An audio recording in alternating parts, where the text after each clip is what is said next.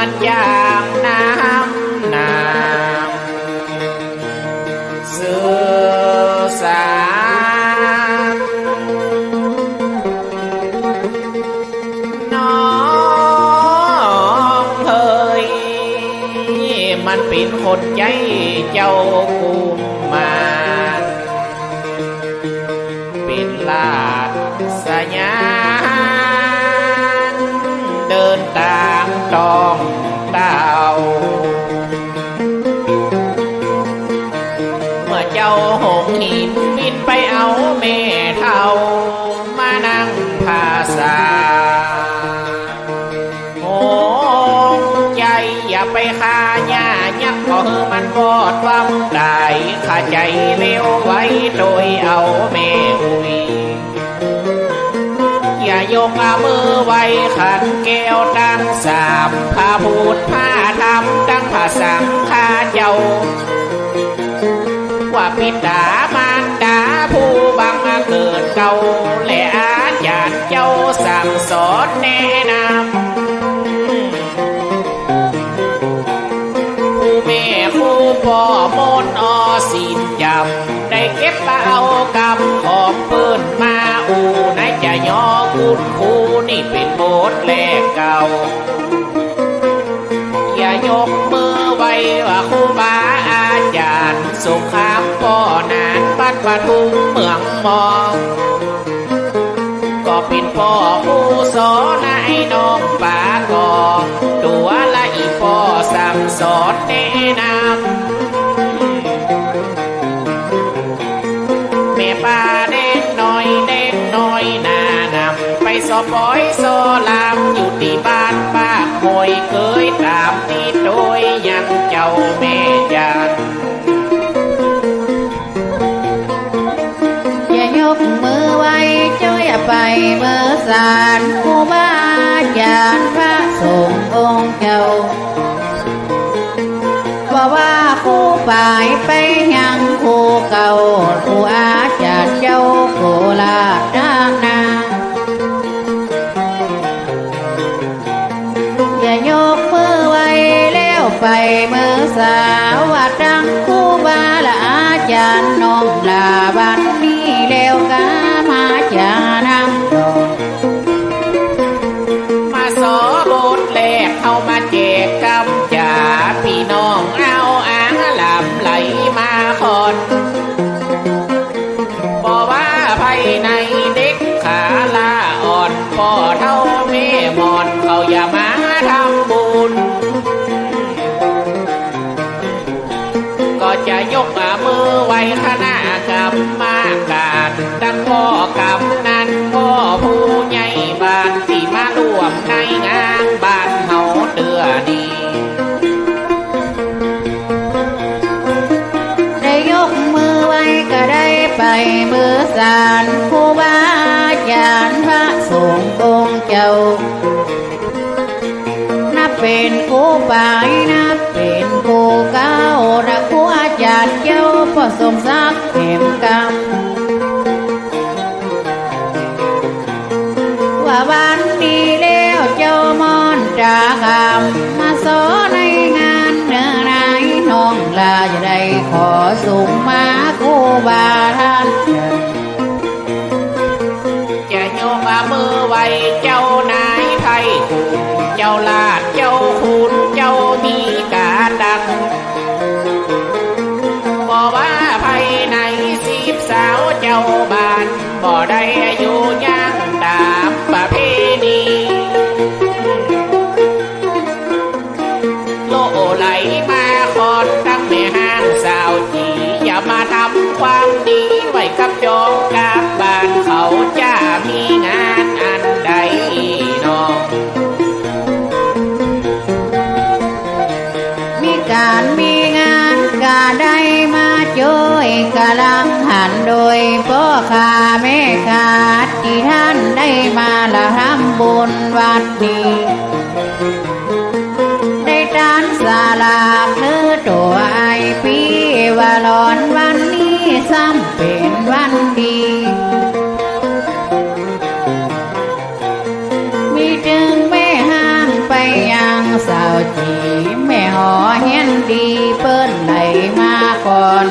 วันเลยจนได้มานั่งดองว่าสองคนเขาได้มาหันข้างแรกเก็บกลับมาแจกแบ่งกลับมาอย่าก้อยขอสู่มาบัวมันน้องเนาก็อย่าขอสู่มาอาจารย์ไปเก้าตั้งสวาดูเจ้าว่าถูกลูกถูกโอง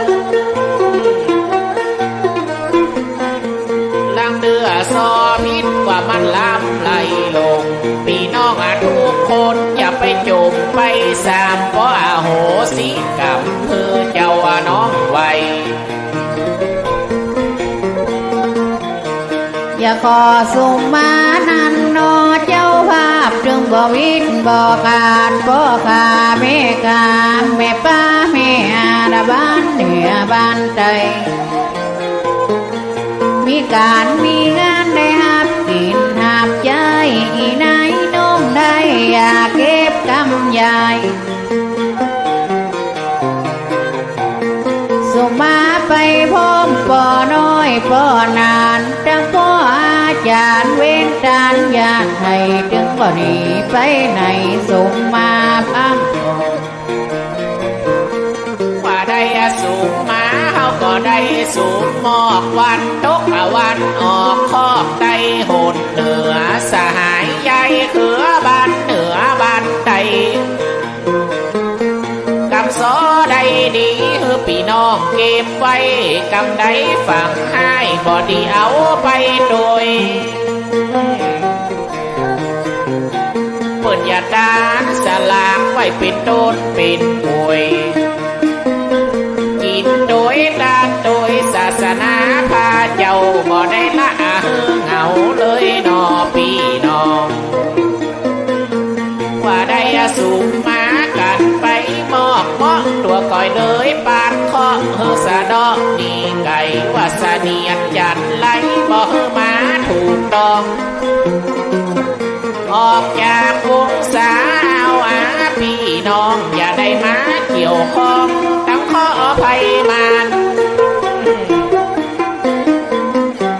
บอกว่าข้อเจ็บแขนบอกว่าข้อเจ็บขาเจ็บหัวมัวตาเจ็บท้องเจ็บใส่เฮมันตกโดยไฟไหลโดยแม่น้ำ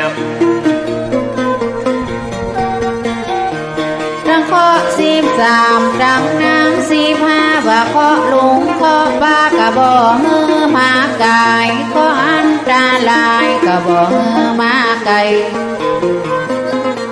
อย่าหลอนข้อเจ็บฝากไว้กิ่งไม้ข้อเจ็บป่วยไข้ผักกะหินดินทรายตั้งแก่บ้านนี้บ่เฮอสูญหายข้อหญิงข้อใจไล่อะไรมาตรองเฮอสมกำปอนจังสอว่าเป็นข้อ13กันเป็นน้ำ16น่าจะไล่ปาดตกกับป่าไม้ดงกันข้อปีเดือนวันขออย่าได้มาเก่งอย่าไล่ข้อเฮอดีตีข้อเฮอแลนตีปากแก้วแก่นผักสลีโคโดตกไปโดยจองลองไปโดยตรงไหลโดยน้ำยงที่ก็ยังลองไตเฮออยู่สุขสบายเด้อเจ้าทานไทยขอพี่อย่าจองข้อน้องอย่าผ่านข้อมาคืนและอย่าดันมาวันอย่าไกลอย่าหลอนข้อเป็นข้อเจ็บป่วยไข้เมื่อทุกตนไม่ไหลโดยวังยมขอพี่ขอน้องขออย่าได้มาจนว่าก็เป็นคนขออย่าได้มาไก่เมื่อทุกโดยไฟไหลโดยแม่น้ำว่าหลอนปากข้อกันนอไปแล้วอันว่าโยกใหญ่แก้วจุงนำมาหาอาลาตานาเทวดาจันห้องว่าสิ่งศักดิ์สิทธิ์คือมาพิจ ะโพกปอกยามเมื่อพี่น้องเขาจะมาทำบุญอย่ามีงานสลากเจ้านายไพ่คุณอย่าได้ทำบุญตานสลากซอยบละมองจอยวอยเหมือนบ้านดอยเรียมจางรังเคาะรังมานกับบัดไม่แล้วกันว่าโจกใจแก้วจงนำมาหากุศลนำมาวาสนานำหอยมากินมาตามสาลากเรียบร้อยเปิดเอามาหอยหลายอย่างหลายอันยันเดป่าดาวทุ่งดาวแห่งหนพญาอิงพญาผมยมมาลาดเจ้าเฮือมาจำจดเอาสาลากนี้เจิดพญานาคเจ้าแห่งละสมุทรเจิดพญาคุณเจ้าแห่งเวหนก็ตั้งเต้าจุมปนกับแม่นางกุมแก้วว่าแม่ทอลาดีหูดีหันแล้วขอเจิดมาแอวห่วมโมตานาถึงเวลาแล้วย่ำมาออกพรรษาประเวณีมีมาแต่เก้าแต่โดนว่าพี่น้องทุกคนอย่าได้มาช่วยกันก็เจิญมาพร้อมพระกุมพระการพระเวสสวรรณกับกักเส้นกลางขอเจิญนินพรมจังกรมนาคนามจุงมาห้ามเกณฑ์ห้ามมาได้ทานสาลากว่าข้าพัดเหมือนกันได้กินได้ทานโปเท่าเมเท่ายศสาทนเอาในวันทั้ง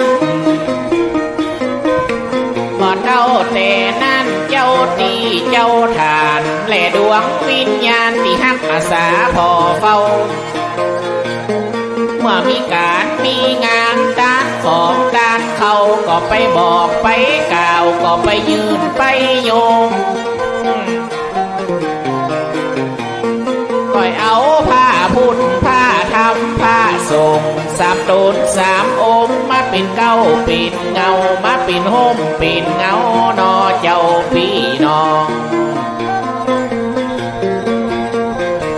ได้กินได้ทานในวันนี้แล้วนอนายน้มแก้วก็อย่าเล่าไผ่ปานลำดับลำพันสลากไปใดได้กินได้ทานพ่อเท่าแม่ใหญ่จองเอาใจใส่นอตัวคนงาม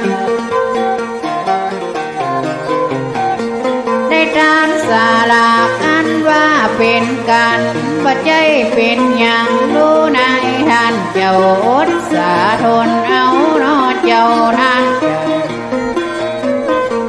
มีการมีงานนั้นว่าตานสาลากว่าอาศัยคนมากกว่าพี่น้องเดียวกันหลายมื้อหลายวันด้วยกันตกแต่งห้างของกินครัวการว่ามีหันทุกอย่างพี่น้องเจ้าบ้านห่วมสามัคคีเปิดมาช่วยกันดาดึกแม่ห้างสาวจีกลุ่มซาตีแต่ละหมู่บ้านจะมากินมาดานใส่โยโหสาวเปิดตัดไม่บงไม่สร้างมาแป่งเอาต้นแข็งแข็งนั่นมาเป็นแกนมัน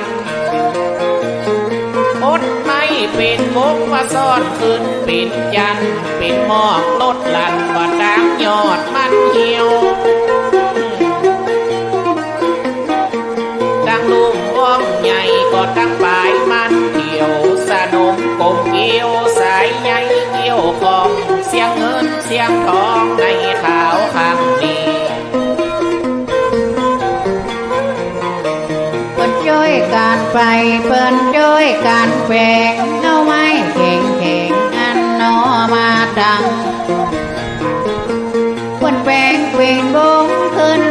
เป็นจันนอใส่กูสร้างดูสวยดูงาม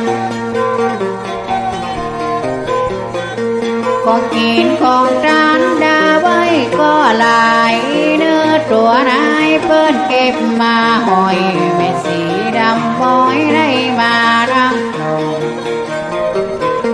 สลากกาพัดมันก็หากมีลายแป่งเป็นตัวควายมีเขาสองข้างแป่งเป็นอาจาตัวมาตัวจางมีปีกมีหางตัวหกซานบินเอามาเห็นวิ่งเล่นโยนกันยังมาม่วนมางานประเวณีเจ้าบ้านเมินนานจะมีงานอย่างนี้ว่าไก่จะออกแล้วยังพันษาได้ตกแดงดาว่าสลากนี้ได้สลากกะพัดว่าจะนันเดไรเนื้อตัวปีไอแป่งเป็นต้นเป็นอันเปิ้นแปลงเป็นต้นเปิ้นแปลงเป็นกันนอใจหวานแปลงกันทุกบ้านได้แห่มาจานวัดวาตีไปซื้อขวดดานก็ยังลียังกาดเสียงเงินหลายบาทนี่ก็ยังโดยกันโภชนาอาหารกับป่ากามเขาที่จะได้อวินดานคือสวาดูเจ้าป่อเท่าแม่เท่าห่วงโมดานาเปิดก็หามาพร้อมดังสะบงลังกาดอกไม้บุกผาทูบสีเตียนใส่นอตัวนายบัวมันพี่น้องว่าตัวอีน้องอย่าได้ใครก่อนว่าใจเจ้าบอนแม่ยิ่งข้าเจ้าเปิ้นเก็บมาใส่เปิ้นเก็บมาสอมอีได้อีน้องเนื้อตัวคนงามเปิ้นแปลงสาลากเป็นกันดูสวยดูงามเป็นต้นเกินบ่นาได้เกินจานไปบ้องลูกไม่หัวมันน้อยดำอ้อยขาวมาเกียงโอหนาวสาวปี๊บจางสมมามุดนาลำใหญ่จ่อใบกิ่งนมมาม่วงได้บ่มมาสูงดีสูงงามว่าเป็นของทำบุญดังมาคูณมาขามมาหนุนเป็นน้ำใส่ในโจกพาเครื่องโภชนาของเจ้าว่าแม่อุยพาลาหน่วยไม่จ้องใจกินหวานมาเป้ามาตานว่าเป็นเสือเป็นควันกล้วยข้าวหวีใหญ่ว่ากล้วยไข่หวีอ้วนของปลูกในสวนเปิดจะเอามาดานเปิดไปหาสอดซ้อแถวมาเงาะเมืองจันผู้เลียนหอมมันยวงเหงาหนำเลียมมาควีนหาเขียมก็ยังดาใส่พอเก็บมาใส่เด็ดรักหนักหนา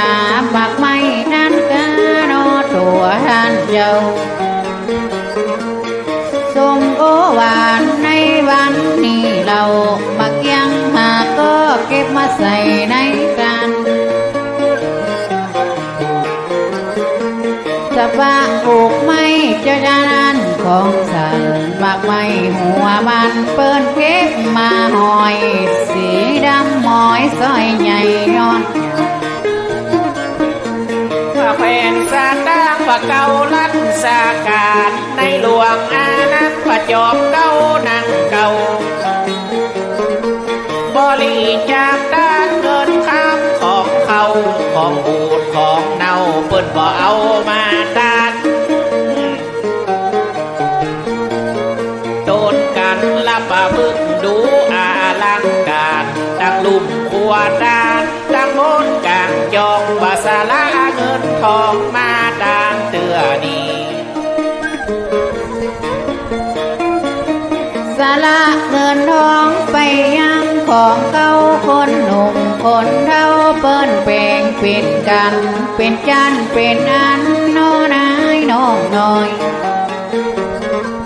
ต้นกาลาพึกว่างามดีเรียบร้อยเอาของมาไว้ว่าเป็นยุงเป็นใหญ่มีแผ่วมากก็ไปยังมา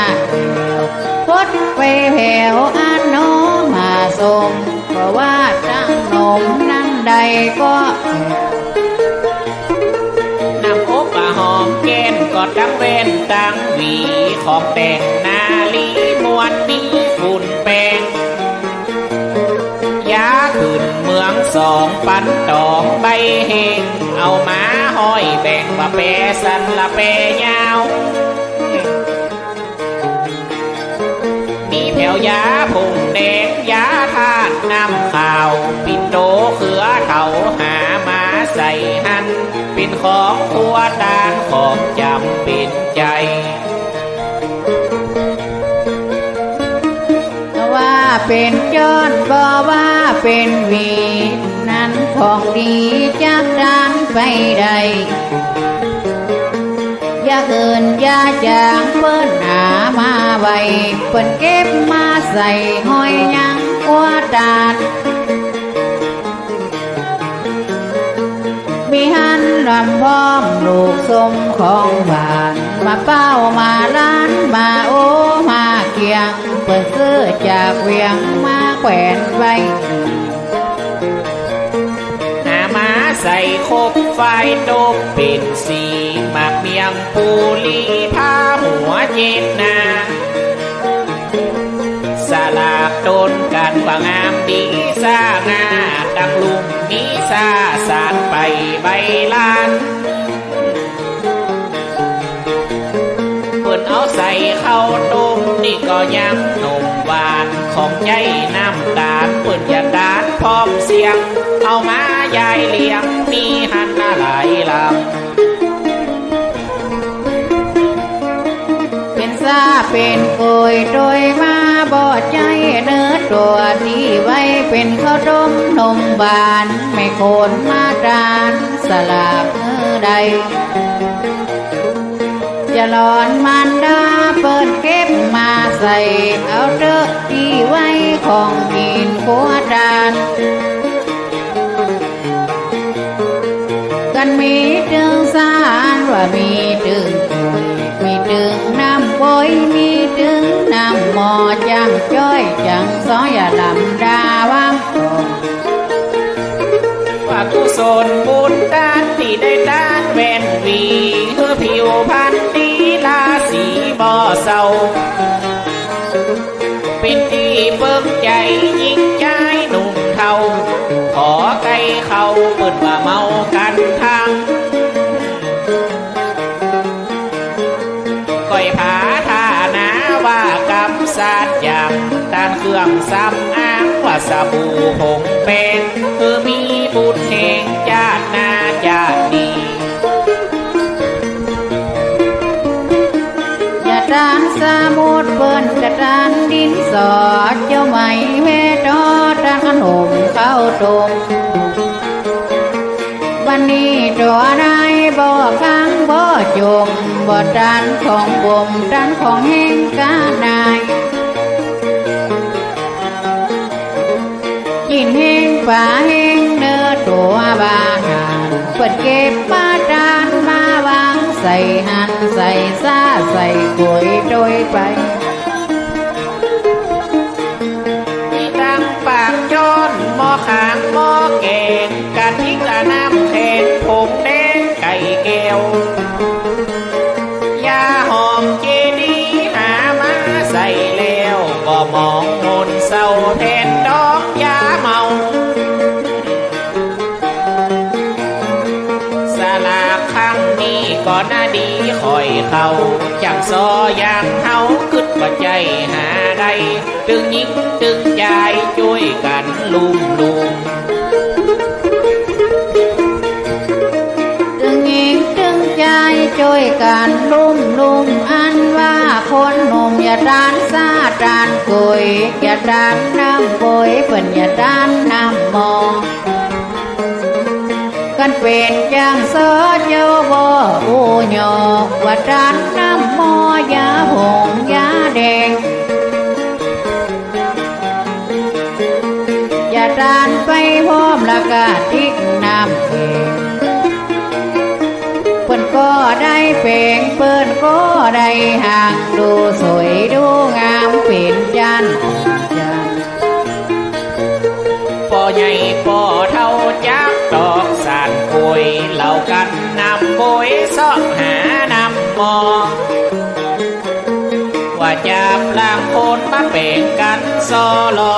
เอาวางนำมอปุดจะได้เอาวินดาน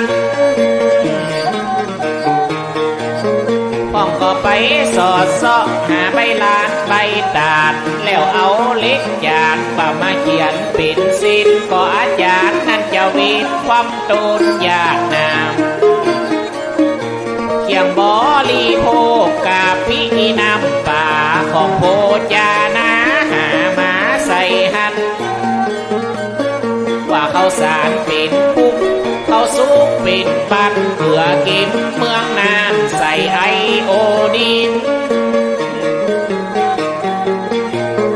ป่ายางป่าหิวนี่ก็เป็นของกินมีโอวันตินและน้ำตาลก่อนมีสีขาวพรบานเรือน้ำบิน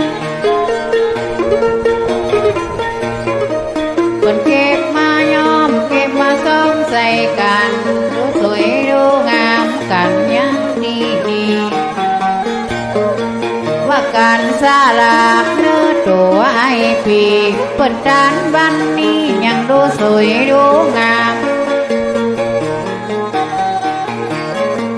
กันมีกาปิแล้วยังน้ำตากันโมจานาเปิ้นหามาใดของหินนั้นใดที่มาคำของผู้จาพระว่าที่เพิ่มเปลี่ยนไข่ไม่ขีดกาไฟทูบสีเทียนแสภาษาลามพัดดาคัวหลายแต่ตั้งพ่อตั้งแม่ช่วยกันทำงานซ่อใบหมากผู้เอามานิบมาดูนกันพวกเอาสินดานไปฮือตู้เจ้าไปดานยาวไปสู้กันไว้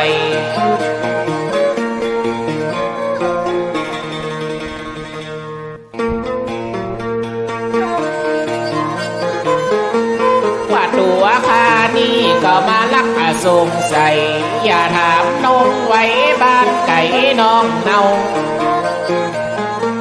ว่าไผตีไหนจะเอาของเอาเขาไปบอกไปกล่าวที่สวรรค์เมืองบนข้าอย่าถามบัวมันแม่ซอยคอหง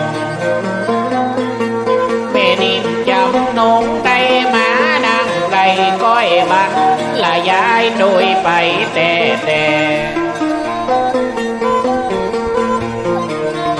ตัวพี่เจ้าที่ได้เข้ามาถามอย่าบอกคือฟังคนงามกูหน่อยมีนก5 ตัวตกลงเรียบร้อยเจ้าหงขอซอยได้กาเส้นตาว่ากาไปแล้วขึ้นบนสวรรค์คนงามมาถามหญิงน้องหน่อยจึงว่าไก่จอยว้อยแผ่นเล็กเขาเล็กอย่าเป็นนกลิ้นก็อย่าเป็นนกเก่าก็จะเป็นนกเป่าก็จะเป็นนกผัวเลี้ยงควายเลี้ยงหมูเปิดอย่าห้องนกเอียงว่ามนุษย์คนเฮามันเก็บว่ามาเลี้ยงมือม้าเยียนเสียงว่าปากเป็นกำคนหรือเป็นนกปูทิศวิ่งวิ ดตะเด่นโดนอย่างห้องยุคนตกใจละสะดุ้งจับกิ่งไม่สูงเดินมาสุ่มสิมว่าตัวทวนหนึ่งชื่อยาได้กันที่ว่ากาบเส้นตานขึ้นไปบนจันแก้วก็จะถามปัวมันในวันนี้แล้วจังซอห้างแค้วจื่อน้องปัวมันว่าตาซ่อนตบได้มาพบใส่กันตั้งใจละจะตานยังสะอาลากซอยบ่ได้มองจอยบอยในวันนี้แล้วกันนกตัวหนึ่งกันว่านกแหล่แล้วยังแหมกำนกแหล่คำว่ากับเส้นตาลเนื้อเจ้าขึ้นบนสวรรค์ในวันนี้เราว่ากลับไปหายังพระยาอินว่ากลับเส้นตาลเด็ดรักเนียกหนาขึ้นไปนั่นกะหายาอินทันทายเตสันนาบอกมือกูว่านกว่าเล่ครับนกหูภาษามันเหาะหอนบินมากาบเอาสิ้นกันที่ได้เขียนจดหมายกดชื่อใส่หันแล้วเอาไปอ่านบอกพญาอินว่าตัวทวนสองชื่อจะได้กันน้องบัวมันหลายทาสจอมแจงข้าจะถามนายแป้งในเวลานี้แล้วนกตัวที่สองได้รักนักนำนกเซลแหมกำมันนอปีกาได้กาบสาบงลังกาไปกาไปหาหาญานั้นยังเมืองบนได้กาบสาบงแล้วยังลังกาไปหาละพญาอินพมจันหงหัวใจเจ้ามอนเส้นตาลเราว่าตัวทวนสองได้เอาน้อมท่าไหวผ้าเหลืองเลื่องไหลทัวสูงดูเจ้าได้กาไปหาพญาโยมกันเต้าแล้วไปบอกกล่าวที่เมืองนาบายบอกชื่อคนตาว่าถ้าเข้าตายอย่าตกอาบายคือผ้าเหลี่ยมช่วยดุมคือปนจากขุมหม้อขางนำหอนว่าเลี้ยงนั้นมาเป็นตัวทวนสามถามปัวมันคือมันสุดมันเสียงอย่าด้านสลากของพ่อเลี้ยงแม่เลี้ยงเปิ้นบ่ได้กลัวเปียงของกินขัวดานด้านสลากนี่เป็นมหาปางนี่สมปานมันก็ตึงยาใดก้อยบันลายายเฮืออายก้อยหูนกตัวที่สามกันว่าหงขอคำกาบเงินกาบคำเงินใบเนื้อเจ้าเวลาเฮาตายไปยังนั่นเรานอตัวปีเจ้าไปใจใจเหมกันกาบเงินกาบคำแต่รักนักนำว่ากาบบัวดานขึ้นไปแม่นบันที่บนสวรรค์นอเจ้าพี่ว่าตัวทวนสามหงคำห้างกำกาพนาบัตรเงินบาทเงินขาที่ไกวไปมายำมาลมมาดอมใบสิบใบสาวปิ่นหาวซอซองขึ้นสู่จันห้องแล้วโมตานาก็แม่หงคอคำนี่เป็นผู้รักษาสมบัติเงินดาใบยาวใบสั้นย้ำเมื่อหมอลานังเขาจะมีใจว่า ตัวทวนสีน้อยน้องตัวมันอย่าเงียบหูฟังจังสอต่างบ้านป้าก็มาสอโดยอีลาบนหันเหมือนนานอย่าใครเป็นกำสองบ่ใจจ้างสอแต่ก็ย้อนมาเปิ้นไปขอคือมานั่งสอกับตัวน้องลาก็จะร้องปัญญาเจ้าบ้านไหลโกงนกตัวฮีสีกันนกยุงคำบากาเข็มกำถู